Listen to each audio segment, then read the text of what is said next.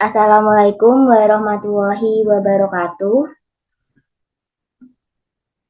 Kami dari kelompok 7 ingin mempresentasikan hasil diskusi kami terkait materi pengangguran. Sebelumnya, izinkan kami memperkenalkan diri.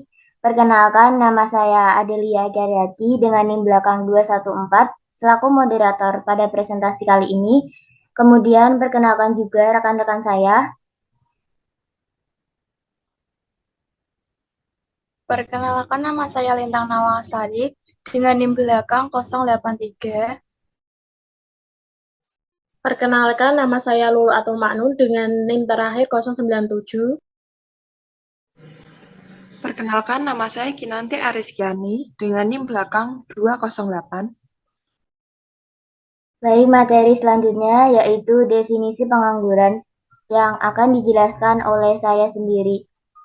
Definisi pengangguran dalam arti luas adalah penduduk yang tidak bekerja tetapi sedang mencari pekerjaan atau sedang mempersiapkan suatu usaha baru atau sedang menunggu pekerjaan baru. Menurut Sukirno, tahun 1994, pengangguran adalah suatu keadaan di mana seseorang yang termasuk dalam angkatan kerja ingin memperoleh pekerjaan akan tetapi belum mendapatkannya. Menurut Januar tahun 2009, pengangguran adalah keadaan di mana angkatan kerja yang ingin memperoleh pekerjaan tapi belum mendapatkannya.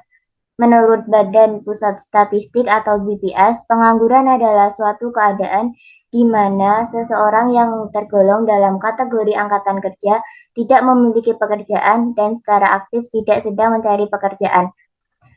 Menurut Simanjuntak tahun 2003, pengangguran adalah orang berusia angkatan kerja yang tidak bekerja sama sekali atau bekerja kurang dari 2 hari.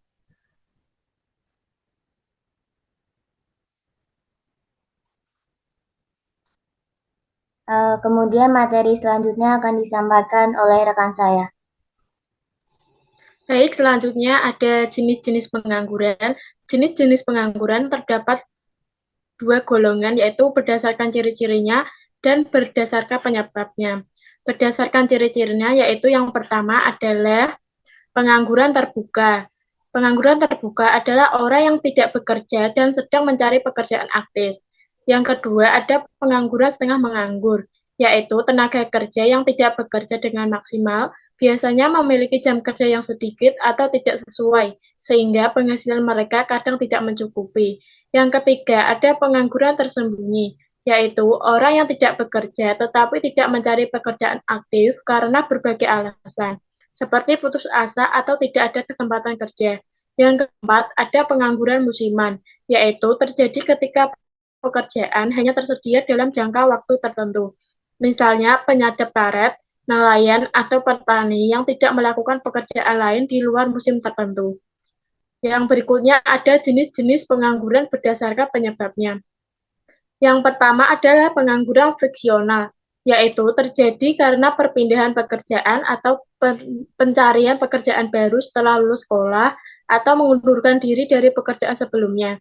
Yang kedua adalah pengangguran siklis, yaitu terjadi akibat fluktuasi fluktuasi dalam siklus ekonomi, di mana permintaan akan barang dan jasa menurun, menyebabkan perusahaan mengurangi produksi dan mem-PHK sebagian karyawannya.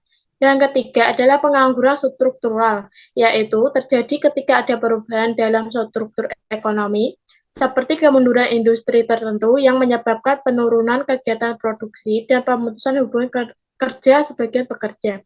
Yang keempat adalah pengangguran teknologi, yaitu terjadi akibat adopsi teknologi baru yang menggantikan pekerjaan manusia seperti otomatisasi atau penggunaan mesin yang lebih efisien.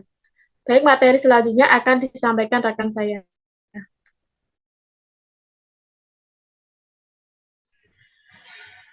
Terima kasih. Berikut adalah penyebab pengangguran. Beberapa penyebab pengangguran antara lain: 1. Turunnya perekonomian negara dan perubahan struktur perekonomian. 2. Kemajuan teknologi yang menggantikan pekerjaan manusia. 3. Ketidakseimbangan antara pekerjaan dan jumlah tenaga kerja. 4. kemampuan para pencari kerja yang tidak sesuai dengan kebutuhan pasar kerja. 5. Kurangnya keterampilan yang dimiliki oleh para pencari kerja. 6. Ledakan penduduk yang menyebabkan banyaknya lulusan muda yang menganggur untuk menunggu pekerjaan. 7. Keterbatasan biaya untuk mencoba peruntungan di luar daerah. 8. Upah yang tawarkan perusahaan tidak sesuai dengan harapan dari tenaga kerja. 9. Pertumbuhan ekonomi yang jauh lebih kecil dibandingkan dengan pertumbuhan jumlah tenaga kerja. 10. Tekanan demografis dengan jumlah dan komposisi angkatan kerja yang besar. Berikutnya,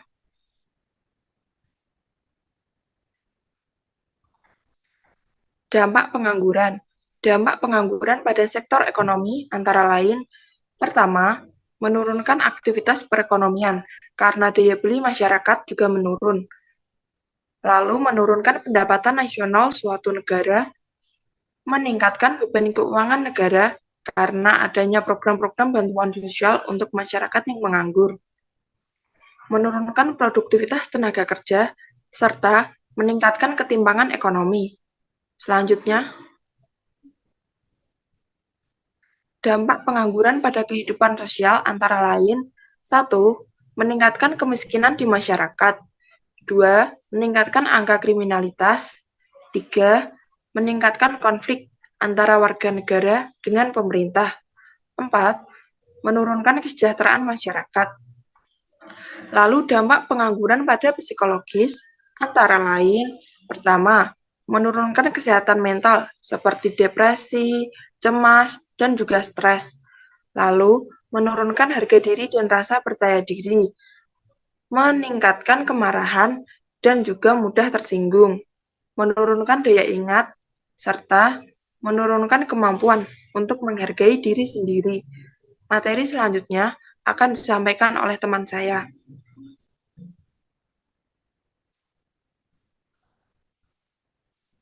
Baik, terima kasih. Langkah-langkah untuk mengatasi pengangguran yang pertama, memperbanyak lowongan kerja, yaitu pemerintah dan perusahaan dapat memperbanyak lowongan kerja untuk mengurangi angka pengangguran. Yang kedua, meningkatkan keterampilan tenaga kerja, yaitu pemerintah dan perusahaan dapat memberikan pelatihan dan pendidikan untuk meningkatkan keterampilan tenaga kerja. Yang ketiga, menggalakkan kegiatan ekonomi informal, yaitu pemerintah dapat menggalakkan kegiatan ekonomi informal untuk memberikan kesempatan kerja bagi masyarakat. Yang keempat, meningkatkan peredaran modal usaha, yaitu pemerintah dapat meningkatkan peredaran modal usaha untuk membuka lapangan kerja baru. Yang kelima, menempatkan pencari kerja di tempat yang tepat, yaitu pemerintah dan perusahaan dapat menempatkan pencari kerja di tempat yang tepat sesuai dengan kualifikasi dan keahlian yang dimiliki. Yang keenam, melatih para pencari kerja, yaitu pemerintah dan perusahaan dapat memberikan pelatihan dan pendidikan untuk meningkatkan keterampilan para pencari kerja. Yang ketujuh, meningkatkan akses dan kualitas pendidikan, yaitu pemerintah dapat meningkatkan akses dan kualitas pendidikan untuk meningkatkan kualifikasi tenaga kerja. Yang kedelapan, mendorong kewirausahaan, yaitu pemerintah dapat mendorong kewirausahaan untuk membuka lapangan kerja baru. Yang kesembilan, membuka kesempatan kerja ke luar negeri, yaitu pemerintah dapat membuka kesempatan kerja ke luar negeri untuk mengurangi angka pengangguran. Yang ke-10, meningkatkan kualitas sumber daya manusia, yaitu pemerintah dapat meningkatkan kualitas sumber daya manusia melalui pendidikan, pelatihan, dan sertifikasi. Selanjutnya,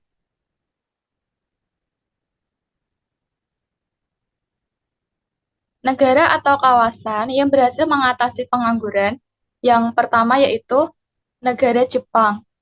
yaitu negara ini berhasil menekan tingkat pengangguran dengan memberikan insentif bagi perusahaan untuk merekrut karyawan baru, serta memberikan pelatihan dan pendidikan bagi para pencari kerja.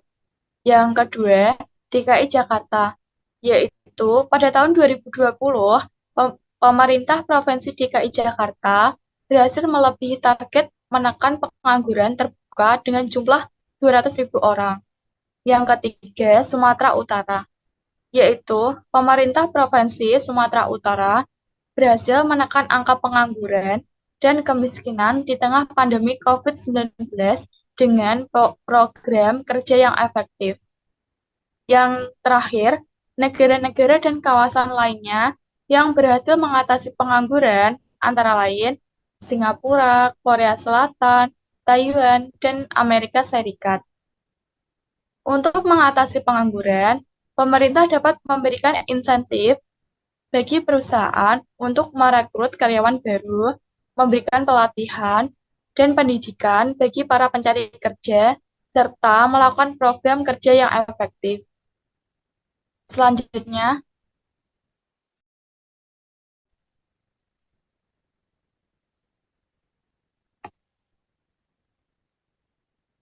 baik, paparan materi yang telah kami sampaikan, kami kembalikan ke moderator.